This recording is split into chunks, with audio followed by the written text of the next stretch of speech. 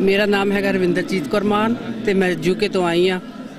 मैनू इत्थे आके बहुत चंगा लगा, माहौल रियली नाइस। ते मेरे वालों ते मेरे परिवार वालों सारिਆਂ ਨੂੰ गुरु नानक देव जी की लख लख बधाई होवे।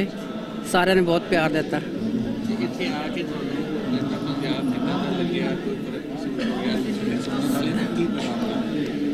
मैं सारिਆਂ ਨੂੰ कहूँगी भी सारे ਜਿਹੜੇ ਇੱਥੇ आ के दर्शन करो। ਇੱਥੇ ਦੇ ਲੋਕ ਤੁਹਾਨੂੰ बहुत प्यार ਕਰਨਗੇ ਤੇ बहुत प्यार ਕਰਦੇ ਆ। Thank you.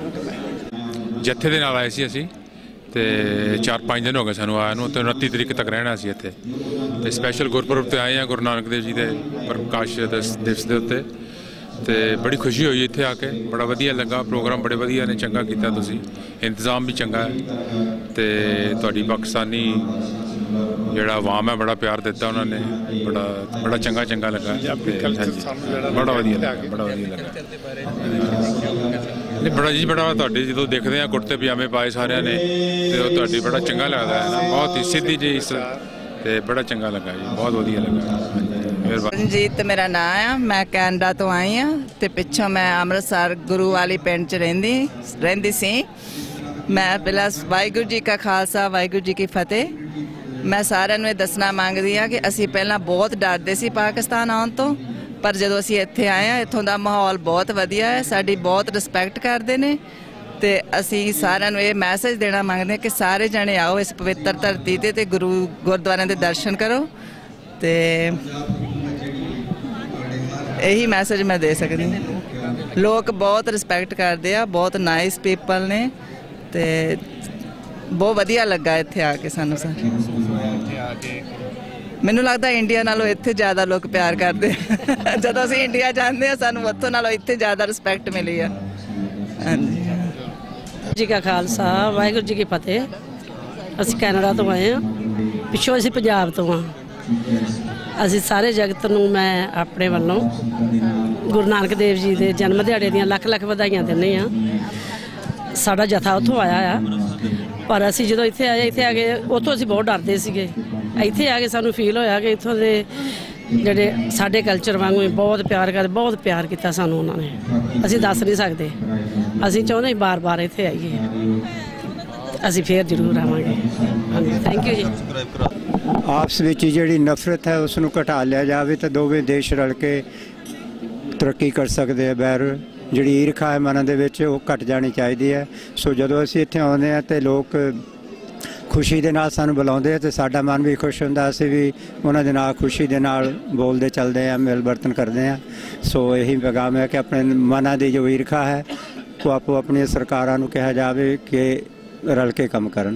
वाहिगुरू जी का खालसा वाहिगुरू जी की फतेह। ते सतगुरु नानक देव जी महाराज जी दे पुरब दे समूह जगत नूं सिख जगत नूं लख लख बधाई होवे। वाहिगुरू जी खालसा वाहिगुरू। सानू इत्थे बहुत ज़्यादा प्यार मिलिया, जिहड़ा कुछ सुनिया सी उस तो उल्ट होया। सानू जदों असीं तुरे सी डराउंदे सी, कहंदे भी उत्थे पाकिस्तान ना जाओ क्योंकि उत्थे प्रॉब्लम आ, पर सानू इन्ना सत्कार ते प्यार ते इन्नी सिक्योरिटी मिली मैं अपनी लाइफ च नहीं देखी कदे।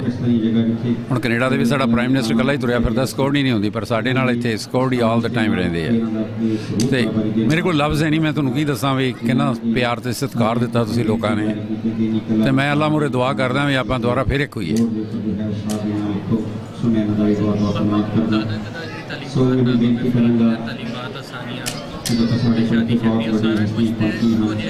सेम दियाली असी महसूस ये किया भी जिहड़े धर्म आ एवें इहदे च वंडियां पाईयां पर सारे आपां बराबर आ, जिहड़े अपने गुरु आ सारे सेम आ, पर आप डिफरेंट नाम लेके उन्होंने बुला रहे हैं।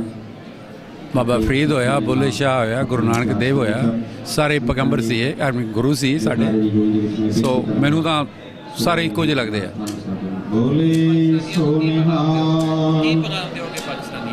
पाकिस्तानियों नूं मैं यही कहूँगा भी आप रल मिल के रहिए और जी अपनी पॉलीटिक्स आए इन्हां दे प्रैशर पाइए भी असी एक होइए in the long run, because we are brother and brother right.